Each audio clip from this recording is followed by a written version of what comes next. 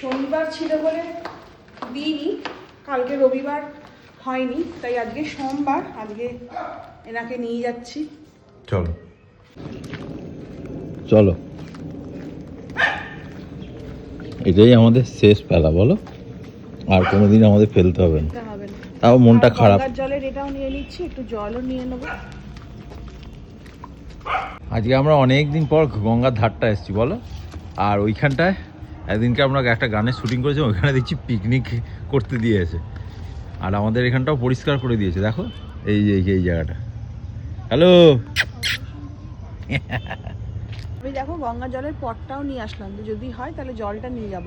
Even আমার Scotch ব্রাইটও নিয়ে আসলাম, মানে এটা আমি সবসময় আমার ঠাকুরের বাসনপত্র মাজার জন্য রাখি, যে একেবারে এই পটটা ক্লিন করে জল নিয়ে যাবো। কিন্তু জল তো প্রচুর তলায়, কোথায় জল, অতটা নিচে আমি নামতে পারবো না।